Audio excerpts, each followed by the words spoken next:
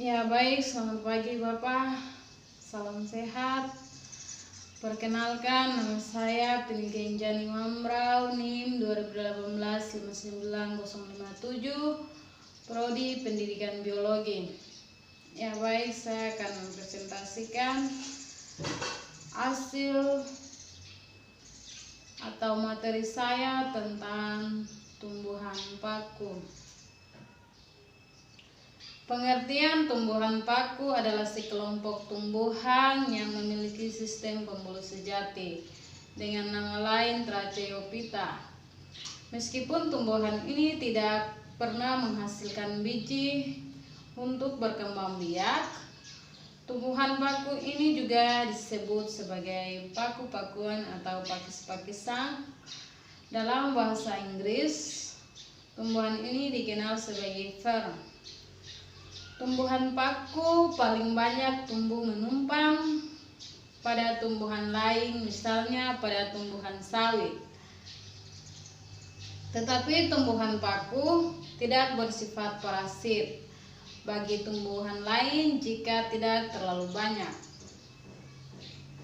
Tumbuhan ini dapat hidup di seluruh dunia.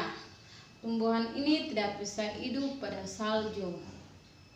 Walaupun berkembang biak, tidak menggunakan buah atau bunga penyebaran, tetapi tumbuhan bisa hidup dengan tunas. Sekitar ada 12.000 spesies tumbuhan paku di Indonesia dan Malaysia. Banyak sekali spesies yang tersebar dan dapat tumbuh di berbagai daerah. Jika kita berkunjung ke hutan atau berwisata ke hutan, akan banyak sekali kita menemukan tumbuhan paku. Walaupun di dalam hutan, tetapi tumbuhan paku tidak berbahaya.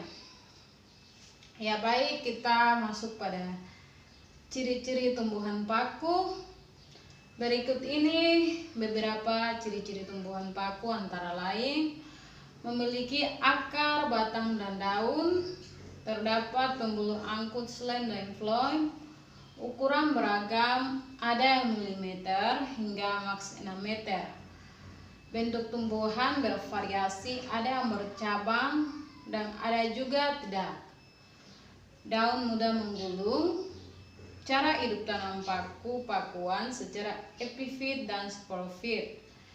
Beberapa jenis tumbuhan paku seperti Anggota Selaginales dan Salviniales memiliki spora jantan yang berukuran lebih kecil, disebut mikrospora, dibandingkan spora betina,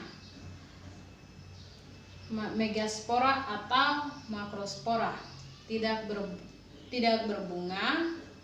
Ada sebagian besar hidupnya menumpang pada tumbuhan lain. Akar yang serabut, mempunyai klorofil, tidak mempunyai biji. Mengalami metagenesis, pergiliran keturunan, yaitu tahap sporofit menghasilkan spora dan gametofit menghasilkan sel kelamin. Ya, kita masuk pada jenis-jenis tumbuhan paku. Tumbuhan paku yang pertama, subdivisi Psilopsida atau paku purba. Psilopsida adalah tumbuhan paku yang sederhana dan mempunyai susunan cukup sederhana. Tanaman ini berupa ranting yang bercabang-cabang. Terdapat bulu-bulu halus yang menyelimuti berakar serabut. Halus biasa disebut akar semu. Berfungsi juga sebagai perekat pada tumbuhan lain. Contoh, tumbuhan paku ini adalah subdivisi Psilopsida. Ini adalah Psilotum nudum. Ciri-ciri Psilopsida antara lain hidup di daerah beriklim tropis dan subtropis. Omospora berdaun mikrofit dan batangnya berklorofit. Tak memiliki daun sejati. Yang kedua, subdivisi Lycopsida adalah tumbuhan paku heterospora yang menghasilkan dua jenis spora, yaitu makrospora dan mikrospora. Tumbuhan ini biasanya disebut paku kawat atau paku rambut karena memiliki daun yang sempat kecil. Subdivisi Lycopsida contohnya adalah tanaman Lycopodium, Cerneum atau paku kawat, serta Selaginella paku rain. Kita masuk pada ciri-ciri Lycopsida. Memiliki akar, batang, dan daun sejati. Daun berbentuk rapat dan kecil-kecil.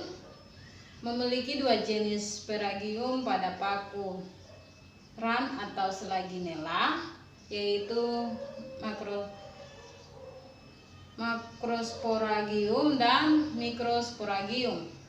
Menempel pada tumbuhan lain atau pada pohon. Yang ketiga, subdivisi Sphenopsida adalah tumbuhan paku yang hidup di daerah tropis, sering disebut paku ekor karena memiliki ekor panjang. Contoh seperti subdivisi Sphenopsida adalah Aegisetum palustre. Kita masuk pada ciri-ciri Sphenopsida. Tumbuhan di daerah rawa atau lembab, heterospora.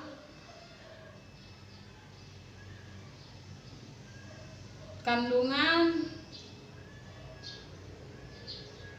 silika sangat banyak pada batang. Batangnya tumbuh tegak ke atas. Yang keempat, subdivisi Pteropsida adalah tumbuhan paku sejati yang disebut tumbuhan pakis. Tumbuhan ini dapat hidup di daerah tropis, berdaun lumayan lebar dibandingkan dengan tumbuhan paku yang lain. Contoh tanaman subdivisi Pteropsida adalah Adiatum, Cuneatum suplir, Marsilea crenata, semanggi, serta Asplenium nedus atau paku sarang kuda. Kita masuk pada ciri-ciri Pteropsida. Antara lain omospora atau isospora. Spora-spora ini berkumpul dan terletak di bawah daun. Dalam pembuahan membutuhkan udara untuk sel telur dan sperma. Penyebaran spora ke berbagai daerah baru dibantu oleh angin. Batangnya tumbuh di atas permukaan tanah, tegak, juga terbenam di bawah permukaan tanah, rampan atau rimpan. 5. Berdaun makrofil adalah tumbuhan paku berdaun makrofil, mempunyai daun yang sangat lebar. Tumbuhan ini sangat mudah dijumpai di berbagai tempat. Ya, kita masuk pada ciri-cirinya. Ciri-ciri makrofil antara lain memiliki bentuk daun yang lebar dan besar-besar. Pada daunnya terdapat tangkai, memiliki tulang daun serta daunnya bercabang. Tanaman paku berdaun makrofil telah memiliki diferensiasi sel.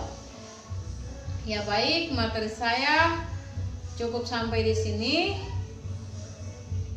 Sekian dan terima kasih. Selamat siang Bapak, selamat siang teman-teman semua. Terima kasih, saya sampaikan.